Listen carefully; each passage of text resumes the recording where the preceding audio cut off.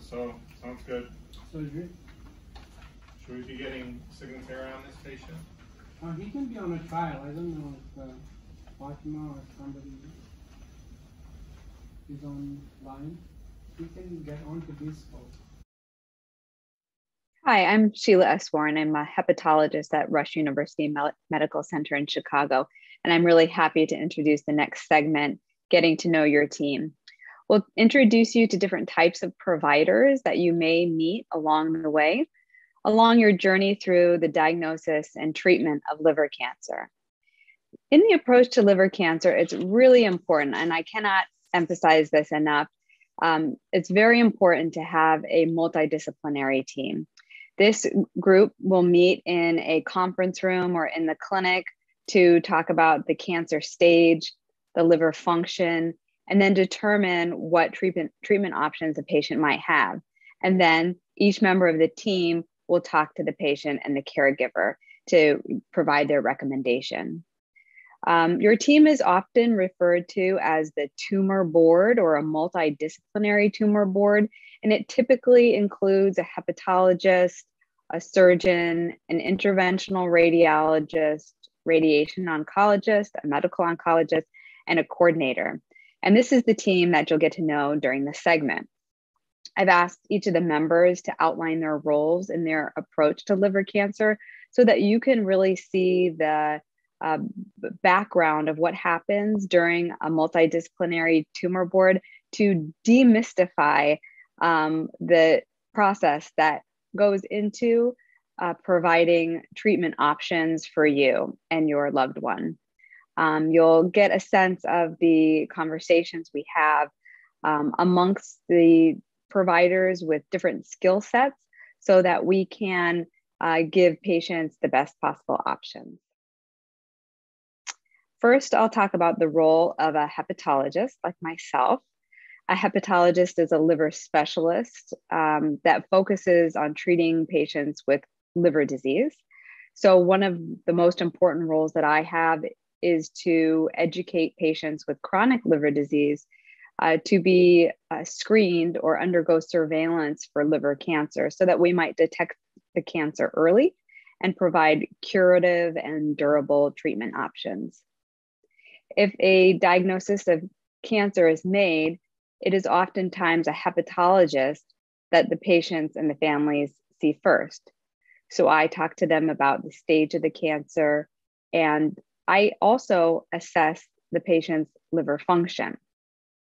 With liver cancer, as been described through the conference, it is important to know that most patients with liver cancer also have underlying cirrhosis. And so we're really treating two diseases. And as a hepatologist, it's my job to support the liver and the liver function through treatment for liver cancer. And so we're not only treating the underlying liver disease, but we're also treating the cancer. So I assess the function of the liver using a physical exam, a history, laboratory data. I might calculate a score to help determine the liver function. Those might be the child's Pew score or the MELD score. And a hepatologist can do an upper endoscopy, a scope test to look for varices. These are dilated blood vessels in the esophagus that can give us an idea of what the function of the liver is.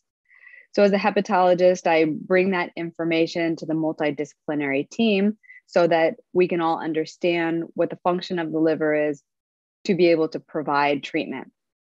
For example, if a patient has a small tumor, but the liver function is not good, they may not be able to tolerate surgery, let's say.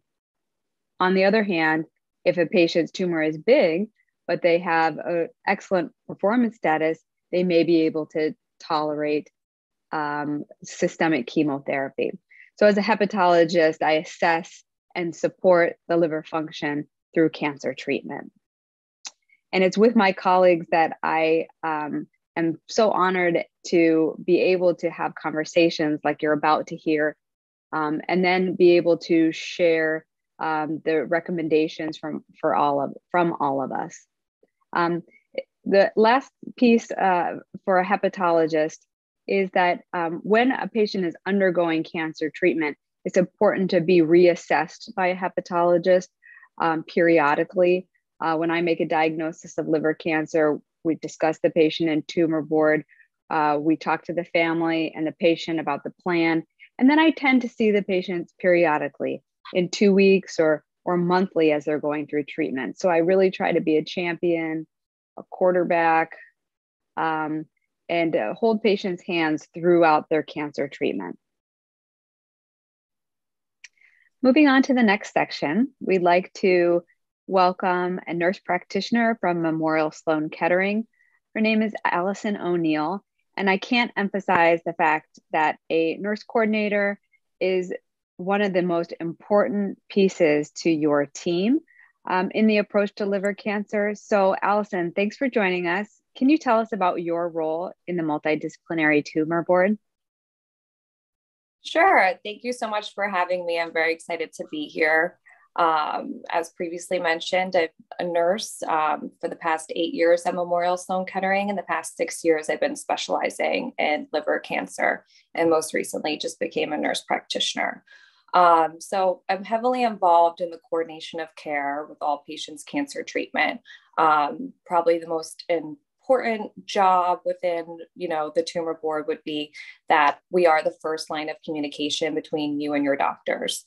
So we're communicating, collaborating with doctors and other clinicians on your behalf for your cancer treatment and your treatment plan.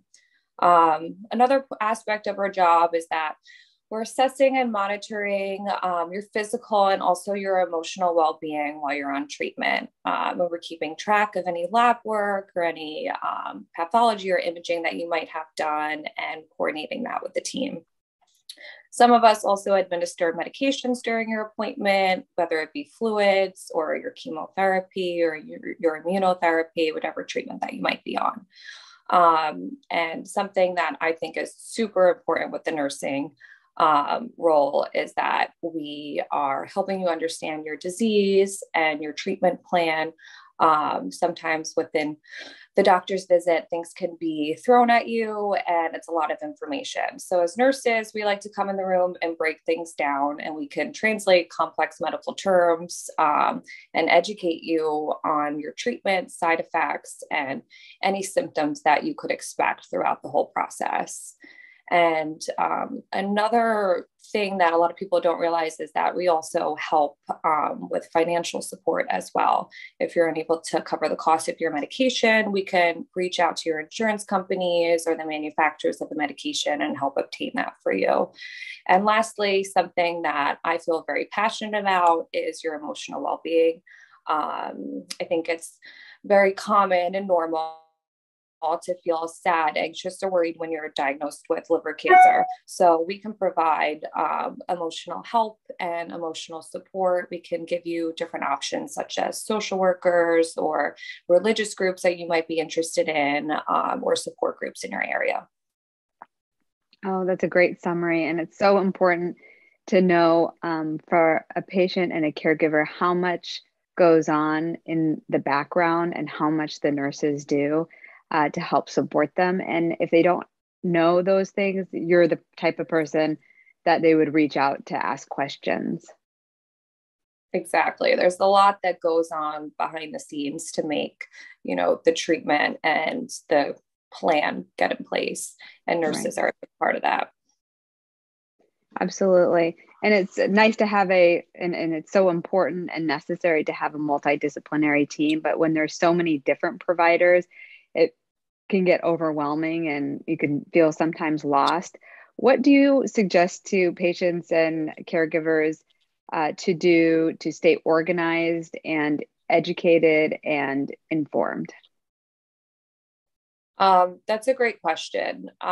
We as nurses, providers, we want patients and their families to feel comfortable about communicating their cancer care. So it's very important to stay organized and informed. I think some tips that I always give my patients is to prepare questions in advance before the appointment. I encourage them to do their own research from reputable sources and prepare a list of questions coming into the appointment. And like I said before, a lot of information can be thrown at you very quickly. So preparing those questions in most important to least important order. So if you get thrown off track, at least you got your most important questions answered. And we can always circle back at another time if you have more questions. Another point is that I encourage patients to bring a relative or a friend with them to the appointment. I think it's important to have like another set of ears there to listen in case you've missed anything. And another point would be to take notes during the appointment, but I say that lightly because I don't want you scribbling down during the whole appointment and not necessarily listening. So I think that's why it's also good to bring somebody with you so that they could maybe take notes while you can sit there and listen and process everything. And most importantly, which is super important, is to speak up if you don't understand something. With information being thrown at you from different doctors, different providers, different nurses, it's really important to speak up and say, I don't understand. And some people are visual learners and they might need something drawn out, or they can ask for some written information on it. We'd be more than happy to provide that. And the last thing, which I think is super important and seems like common sense, but sometimes it happens, is that you should know how to contact your patient care team. There's many different ways to get in touch with us. You can call on the phone. In some hospitals, ours has a portal system where you can email or almost like text your healthcare team and we can get back to you very quickly. So that's my tips for staying organized and informed. Those are great tips. I recommend all of those to my patients as well.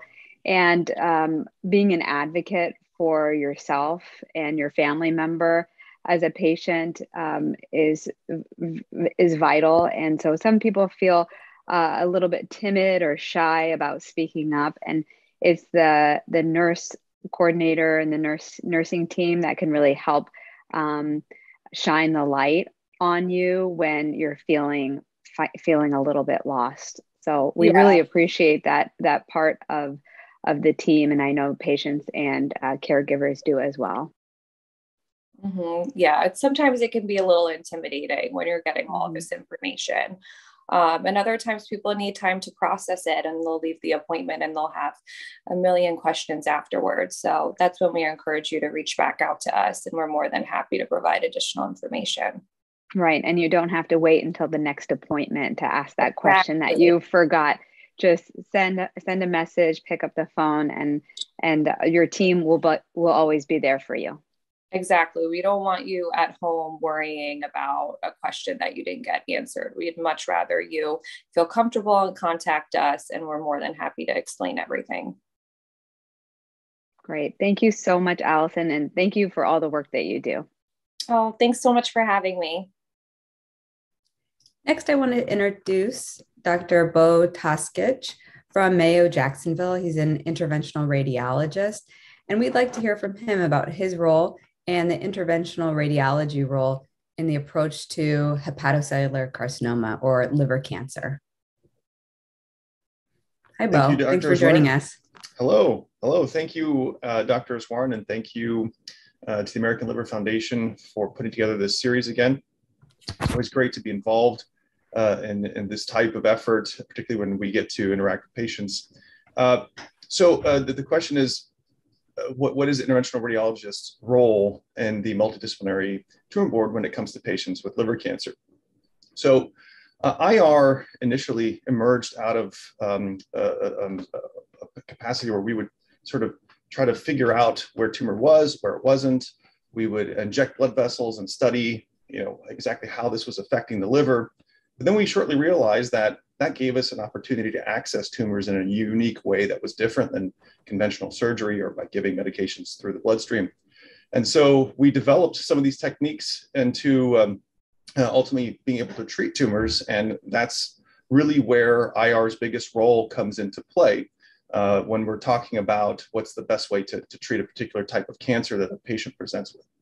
So most of what we do breaks down to, can we find a way to damage the tumor and without damaging normal liver? And there are a bunch of different techniques that we use and different modalities for that.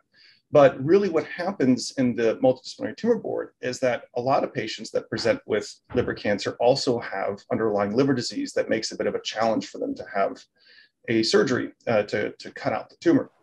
So we will commonly be asked to apply one of those techniques that we use within interventional radiology because it tends to be tolerated in patients who have underlying liver disease like cirrhosis. So that's one aspect that we'll be asked to chime in on, is whether or not we think that we can do something safely and have a good result that is a minimally invasive approach. But perhaps of even more importance in patients that have underlying liver disease like cirrhosis is we find patients that are part of an overall plan to get them to liver transplant, which is the best result that we can give patients who have this condition. And so in that effort, what we will commonly be asked to chime in on is how can we make sure that a patient who, let's say, has a level of tumor or a certain amount of disease in their liver that is within criteria to where they'll be allocated an organ at some point for liver transplant, to make sure that that tumor doesn't grow and doesn't expand to where they're no longer candidates. So we'll use our techniques to control that. That's called bridging. One of the things that we'll do as well is, and we're seeing more and more of this, is patients that present outside of traditional criteria. And we'll do what's known as downstaging, which is to shrink their tumor into criteria. And suddenly the best outcome that we have, which is again, transplant for these patients when they have cirrhosis and underlying liver cancer, that now it becomes an option for those folks. And that's something that IRs are very interested in expanding and trying to find the right way to do it, because obviously it can have a tremendous impact for a patient and their families. Great. So you're involved then in treating tumors and potentially treating tumors to downstage to transplant. Correct. So that's where we directly treat tumors. Now, another thing that IRs do is we're asked to sort of make a patient a better candidate for something like surgery. So another technique that we've evolved is a way to rearrange the blood supply to a liver in a safe fashion that sort of mimics what the liver is going to be like after the surgeon has removed the portion that has cancer in it. And so that's something that we can do using a couple different techniques. One is called a portal vein embolization. Another one's called a radiation lobectomy, where we use small radioactive spheres that implant in the liver. And what they do is they get the body ultimately used to not having that portion of the liver. Now, if a surgeon were to go in and instantaneously remove that part of the liver, then the patient may suffer and not do as well. But if it's a gradual transition that happens over a month to 3 months, sometimes even 6 months, then that patient suddenly has the ability to grow new liver, which is a unique capacity of the liver. It's like skin or bone. It's one of the only other organs that can do that. And so the ability for IRs to engage a problem where we can increase access to the gold standard for a patient, and in this case, a surgical resection. So that's something that also impassions IRs as well. So we treat tumors directly. We'll try to make patients candidates for liver transplant or maintain their candidacy for transplant, but we'll also try to make patients candidates for surgery by remodeling their liver. Right. And that's the concept of stage migration. So someone that might be of an advanced stage, you in interventional radiology can maybe get them into an earlier stage to allow them to have a more curative or more durable, lasting treatment. Correct. And one other element to some of these treatments is, let's say if a patient has a liver cancer that is of slightly more concern in terms of that patient's risk for having it come back after it's removed, either through transplant or through resection. We can control that tumor and allow the team to observe that tumor over time as that liver remodels or as that patient is listed. And what it does is it helps better define which patients are really going to have a strong benefit, because if that tumor is controlled over a period of time, that gives us that much more assurance that once we subject the patient to something as intense as a liver transplant, that we do it with a lot of confidence that patient's going to benefit because of that durability factor you mentioned. Right. And if you give an offer in interventional radiology therapy and they've had a good response, that suggests that the tumor biology is favorable and that they may do well with the transplant as well. Let me just ask you, could you just name the procedure types that an interventional radiologist might offer to a patient with liver cancer? just briefly so that a patient or their family member would know the names of the types of treatments? Of course. So in their most basic form, it is either referred to as an ablation therapy or as an embolization therapy. Now, ablation means to do something to the tumor that is caustic, that makes it to where the tumor doesn't survive, but to do it in a controlled fashion to where you can control where that happens in the liver. Now, this is not removing the tumor. This is doing something like either freezing it or heating it with different modalities, or even causing extreme forms of radiation in a very, very controlled fashion to just where the tumor is. So ablation will, in many circumstances, cause complete treatment of the tumor, i.e. when it's removed, we see that there's no tumor left, but it can do it again without removing it and without damaging the adjacent liver. The other, so a patient may hear that ablation is offered for them. The most common ones that are provided are radiofrequency ablation, microwave ablation, which is probably becoming a bit more common now than radiofrequency ablation. Occasionally people will use cryo ablation, and rarely something called irreversible electroporation. But those are some of the main ablation modalities that are commonly referred to. Now, the other one is an embolization technique. Now, embolization means to treat a tumor by doing something to its blood supply. Now, in its most basic form, you clog the blood supply, and that's referred to as a transarterial embolization or a bland embolization.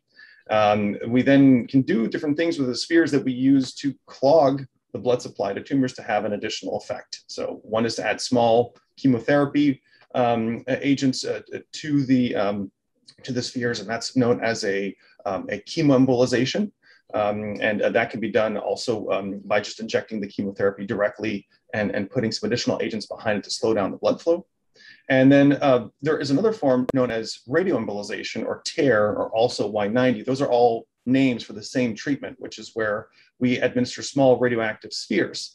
And this is similar to the procedure I mentioned earlier, known as the radiation lobectomy, but it is applied to different volumes of liver depending on what you want to treat. Now, the benefit of this type of radiation therapy, as compared to the type of radiation therapy where it comes from a machine outside the body and enters the body, is that this radiation only travels around 2 or so millimeters. So it's like a tiny little radiation bomb that goes off on a microscopic level. And one little bomb is no big deal, but if you put 2 million bombs or so, which is about the number of spheres that we use, into the tumor, suddenly that adds up. And what it does is create a very tailored, very local, precise dose of radiation that's just within the tumor and adjacent liver. And it can be done as a single session outpatient treatment. So it's, again, a high quality of life factor for patients as opposed to having multiple treatments. Now, what's interesting is the lines between the two blur a little bit in terms of what kind of dose you use with the radiation. And so if you're able to confine the volume of radiation that's administered with those spheres to a smaller portion of liver that the patient can tolerate having treated, suddenly you can raise that dose quite intensely. And that's where we see better outcomes in terms of how long it takes the tumor to continue growing over time, or even when it's completely gone, when we remove it at the time of transplant. So what we're seeing is, instead of having a very rigid, you're going to get an ablation, you'll get one of these, we're seeing very tailored applications based off of a lot of factors that a patient will present with cancer. And I think it's important to sort of at least have a foundation knowledge for those when you're presented with this diagnosis, because you'll even see a lot of practice variability amongst institutions just based off of experience. And that's okay. I think these can be optimized in different levels and still have good outcomes, i.e. there's no one that's significantly majorly better than the other. Great, great. And it really comes down to the multidisciplinary tumor board, the patient factors, the size of their tumor, the underlying liver disease, whether or not they have portal hypertension, to determine together with interventional radiology which of those treatment options are most applicable to an individual patient. That's absolutely correct and cannot be emphasized enough. And I think the part that's difficult to incorporate, let's say, in a clinical trial design or in a guideline, are some of those experience nuances that I rely on within my team members to co-inform ourselves. And you basically set up this nice network of thought process where it's obviously there are some guidelines that are in place for things, but those nuances you mentioned, even things like what's most important for the patient. Do they want to have something that may require 1 or 2 more treatments, but has a side effect profile that's better for them? That's very important. We highly respect that when we design these care plans. So yes, you start off with a sort of a basic assessment. These are some basic guidelines for things, but then it's completely tailored from that point, and that's where we see our best outcomes. Right. And that's the wonderful thing about a multidisciplinary tumor board. Thank you, Beau. I really appreciate it. I think you've demystified interventional radiology. So thank you. That's my pleasure. Thank you, Dr. Smart. For this next segment, we have Dr. Ali Zarrinpar. He's a transplant and hepatobiliary surgeon at the University of Florida in Gainesville. Thanks, Ali, for joining us. Can you tell us what is a hepatobiliary surgeon and what does transplant have to do with liver cancer and the approach to treatment? So liver cancer is most of the time happening in patients who have some liver disease. It's more rare for patients who have liver cancer to have completely normal livers. And in the spectrum of disease, what you can have is, livers on more of the normal side, all the way to livers that are completely cirrhotic and patients have end-stage liver disease. So it's not unusual to have your liver surgeon be also a transplant surgeon. I think a lot of people who go into transplant surgery are interested in liver anatomy and liver cancer, and they treat liver cancer, and they're able to either take out part of the liver or the entire liver, depending on the clinical need.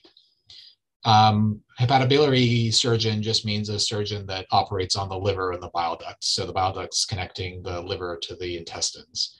And, if there's a disease in the bile ducts or the bile ducts outside the liver, inside the liver, or a liver cancer in the liver, your hepatobiliary surgeon will deal with it. And sometimes they're transplant trained, and sometimes they're trained from the cancer end of things. Right. So if a patient has a liver disease or liver cancer, if they're seeing a liver transplant surgeon, it doesn't mean necessarily that they're being evaluated for a liver transplant. It may be for a resection, just as surgery to remove, or transplant. But both of those might be an option for liver cancer. Absolutely.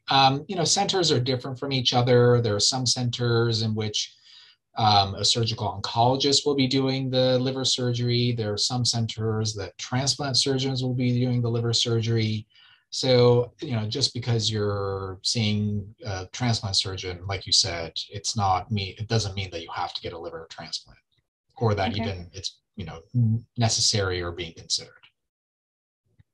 So when the multidisciplinary team is meeting to discuss an individual patient, and there's a surgeon there, a hepatologist there, a medical oncologist, et cetera, how do we sort of decide whether or not a patient would be a candidate for a surgery? So, just in general, tumor boards really are necessary, and they've been shown to be necessary to provide the best care for complex patients. And all liver cancer patients are complex. The liver is a complex organ. All these patients are complex. And you really need a team effort to get everyone on board, on the same page, and they have to really communicate efficiently. You can't have any lags or gaps in communication. And because there's a number of different pathways that treatment can take and a variety of tools that we have at our disposal, it's important to have the different team members there talking to each other about the patient. Every center and every tumor board has a set of protocols and their personal sort of approaches to complex care. And, it's really the best way of making sure that all the issues are being addressed. So what does the surgeon do? So the role of a surgeon in the context of liver cancer is to provide their expertise on if and when to operate on patients. That's what the question is.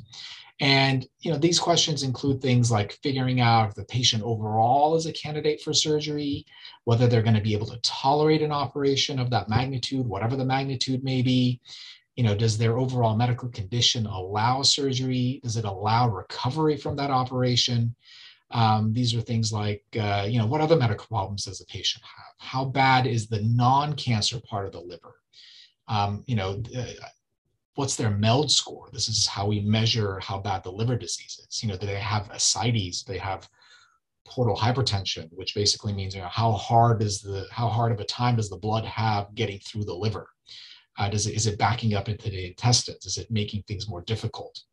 And then surgeons look at the anatomy of the tumor. They look at the anatomy of the liver. How many tumors are there? How big are they? Where are they? What other structures are nearby? What other structures are in danger? Can the whole tumor be removed and leave a margin? Can the whole tumor be removed and leave enough liver to do what it needs to do after the operation? Or if it's safer to do a liver transplant, should that be considered? And that's a whole nother series of issues that need to be addressed. Or even if a surgery is doesn't even provide a benefit compared to the risks to the patient. If the surgery isn't going to remove all the tumor, is it worth having the operation? So these are the things that the surgeon will provide their perspective on. Right, and each individual member of the multidisciplinary team can help with that decision, providing, for example, as a hepatologist, providing what might the underlying liver function be, and then the radiologist can help us look at the anatomy, and then medical oncology and radiation oncology can weigh in if we can provide some upfront radiation or upfront chemotherapy to downstage the tumor to allow surgery, or we do surgery, and if there's a recurrence of the tumor, then maybe some of the other therapies might be offered in the future. So talking about all of those upfront together, and then communicating with the patient sort of the current options now and sort of the broad picture is so important as a team.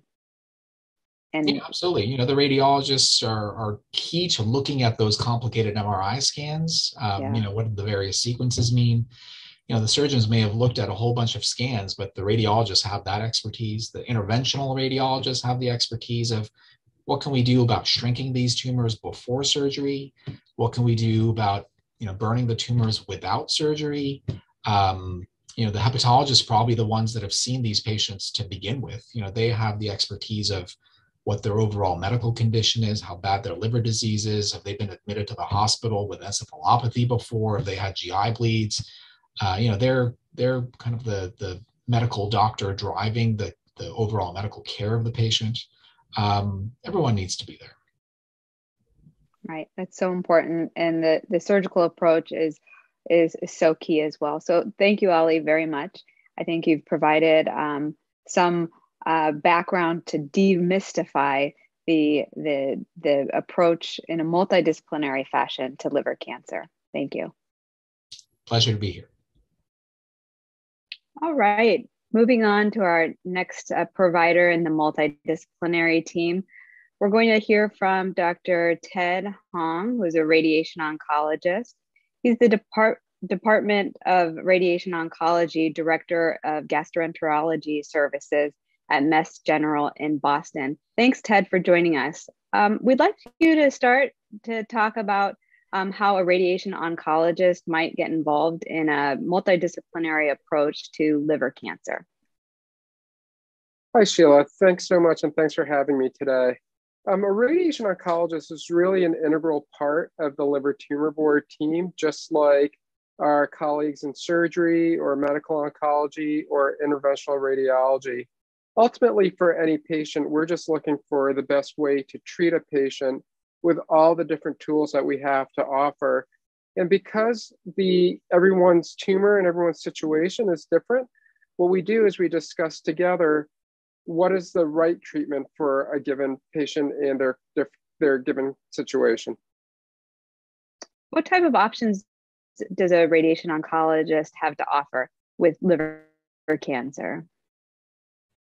So radiation oncology, generally speaking, uses focused radiation delivered non-invasively from the outside, meaning there's no poking or prodding or any other procedures that require anesthesia. The way that it works is we give the radiation treatments in over about 15 minutes in either 5, 10, 15 treatments over the course of 2 to 3 weeks. This can be focused at one big tumor. It can be focused at a few tumors in the liver. Often we also play a role if the cancer spreads to an area of the body that's causing discomfort, and we can help with symptom management as well. So you can treat the tumor within the liver, and then if there's any spread to other parts of the body, you may be able to target that as well. That's right, Sheila. So the radiation can be used either in a curative way when it's just in the liver where we give a very high focus dose, but oftentimes we are able to be very helpful in getting a patient to feel better if they have spread to another organ like a bone that's causing some discomfort. We can be very useful in helping out with symptom management and quality of life as well. Yeah, I've had a lot of patients that might have pain somewhere else, and the radiation oncologists have been very helpful with that. That's right. What type of patients do you think, or when might a patient consider a radiation treatment like SBRT over surgery or another interventional radiology procedure?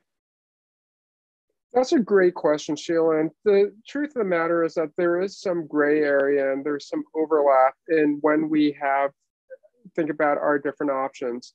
Generally speaking, we think about radiation in patients who we are not thinking about surgery, whether it's because their liver isn't strong enough to withstand a big surgery, or if the patient just isn't fit enough to go through a big surgery, or if there's an anatomic reason like the tumor sitting on a blood vessel that can't be cut out cleanly.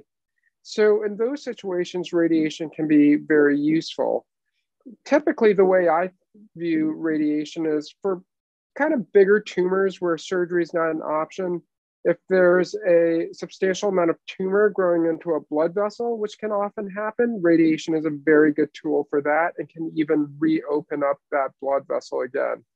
Where I tend to not use radiation as much is if there's lots of spots and throughout the liver. Radiation is not very good when there's many targets to hit. Other procedures that go through the blood vessel from interventional radiology are probably better suited for that situation.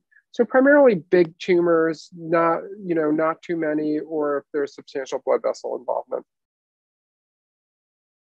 And it may be a consideration for, and correct me if I'm wrong, if a patient really doesn't want surgery, doesn't want an invasive procedure, radiation provides a non-invasive option. That's exactly right. So sometimes a patient themselves will say, I hear that I'm medically fit enough for an operation, but I just don't want to go through a big operation. And often we will treat those patients with treatments like SBRT.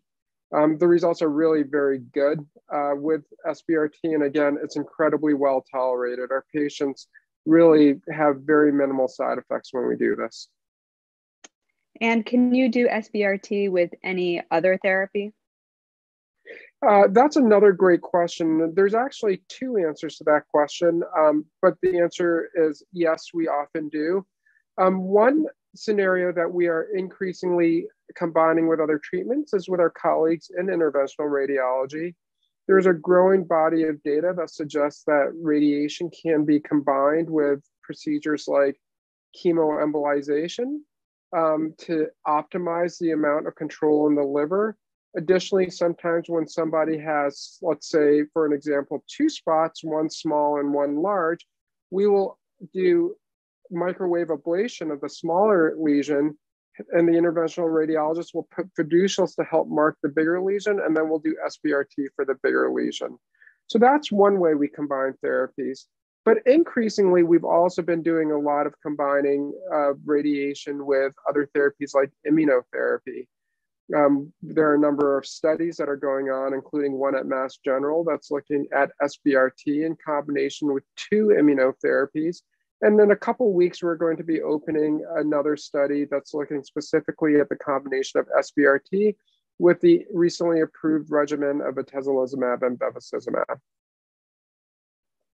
Great. So it's good to know that we're not only using radiation therapies alone, but also in combination, especially as the landscape for liver cancer treatment is expanding.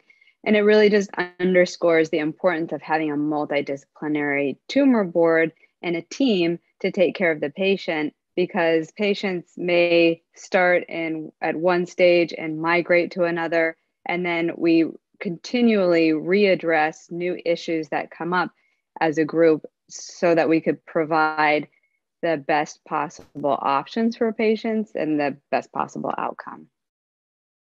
That's exactly right. Thanks so much, Ted, for joining us and giving us your impression of the multidisciplinary tumor board and interactions with radiation oncology. Thank you so much. I really enjoyed it, Sheila. Next, we're going to hear from Ghassan Abou-Alfa. He's a medical oncologist at Memorial Sloan Kettering in New York, and he's a really great champion for the multidisciplinary team when it comes to liver cancer. So thank you, Dr. Abou-Alfa. Can you tell us about the role of a medical oncologist in the tumor board?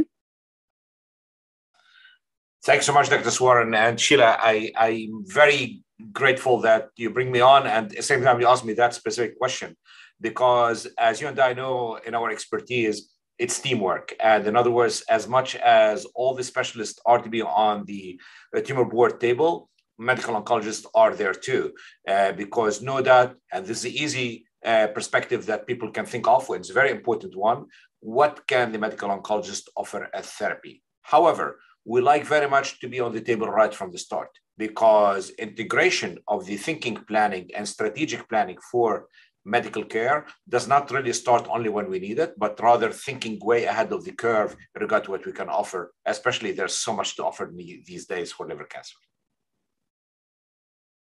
Great. And the landscape for medical oncology or systemic chemotherapy has really greatly increased over the past several years. So patients have a lot of options when it comes to systemic chemotherapy. How do you decide what might be an option for a patient as an individual? What type of things are you looking for in a patient to determine what cancer treatment options there are? Yeah, you're absolutely right, Sheila. Wow, it has been an incredible race lately. I have sadly to say, I've been doing this more than 2 decades, and I remember the days where really there were no options at all for systemic therapy. And then we had some, and they were very limited. And now look, it's like incredibly busy in regard to how much we can offer patients. And patients should take this, of course, to their advantage. Now, the question is how we pick and choose. Really, not much is to be thought of, because to be fair, the right way to do it is simply to go by the standard of care. Things that are applicable based on guidelines, based on certain publications, etc. And in other words, whatever is decided as first line, of course, is to be practiced as first line. Whatever is decided as second line, with certain conditions about certain requirements, of course, to be applied as such. Third line, same thing. However, very important, as you and I know, liver cancer is 2 problems in one. You have the liver cancer itself, and you have the liver function. And it's very important to go back to your first question, is teamwork is very critical over here, because you work between hepatologists and medical oncologists to ensure that liver functionality is really well preserved and able to provide the opportunity for patients to receive the novel therapeutics that we're talking about will be very critical. So it's teamwork one more time. Right. And when I was introducing the section on hepatology, I had mentioned that one of my jobs is to bring to the team the underlying liver function assessment. So we're looking at presence of varices or the function of the liver based on blood tests, physical examination, and imaging. And also looking at the other medical problems, like had they had heart disease? Do they have high blood pressure? Have they had a stroke in the past? So those things really play into, in this conversation that we have, determines what systemic chemotherapy options there are. So that's a great thing to highlight when we're talking about a multidisciplinary team. So once a patient is on systemic chemotherapy or any other therapy, how do we as a team look at how patients are responding to the therapy? So no doubt that patients, and totally understandable, are going to think in a reactive way, same like we all do in life. We have a problem, we like to fix it, we like to have the results. But it's very important to really think about it in two perspectives. Number one is patients got to trust their body. And in other words, all those extra things we do like research, blood work, radiology assessment, CAT scans, MRIs are really benchmarks to help us assess. But the most and foremost important is really how do the patient feel? I always say to my trainees, like half of a physical exam is the minute you open the door and look at the patient. You'll be able to tell what we are seeing that can really reflect how we're doing. So I'd urge patients to really always trust their body. Please, please don't come to the doctor's visit because you need to review the new or the latest CT scan or MRI as being like, oh my God, I'm going to hear good or bad. Sadly, yes, sometimes it might surprise us, but in general, things kind of like travel in the same direction. If we're doing well, most likely the CAT scan will be okay or the MRI will be okay. And then add to this other things in regard to blood work. Yes, this is the highly interested thing, is that blood work in regard to liver function is key. But usually the attention of the patients might be applied to the alpha-fetoprotein as a tumor marker. Please remember, alpha-fetoprotein is not a validated marker for disease. It's not like an up or down component of therapy. Funny enough that always I say, and we are in New York, I tell at Sloan Kettering, I'll tell the patient, you know what? Tumor markers are to be followed like a bond on the long term, not like a stock. It's not like the up and down that highly happens every day that will really depend on. So please trust your body and same time depend on the evaluation with the physician in regard to physical exam, etc. And then of course support that, no doubt, by the imaging and the blood work that's necessary to do. That's really how best to assess it. That's great. And that's a great analogy, looking at the long game, the long bond, not the stock market up and down. So that's great. That's a great assessment. I think you're highlighting trusting the body, following the imaging, following the laboratories over the long term is really important. And communication, communication with the team, from the patient and the caregivers, communication with the coordinators and each member of the multidisciplinary team is so important, and then communication amongst us. So I think that's a great assessment of the role of a medical oncologist in the tumor board. Thank you very much. Oh, thank you so much, Sheila. That was great. Thank you.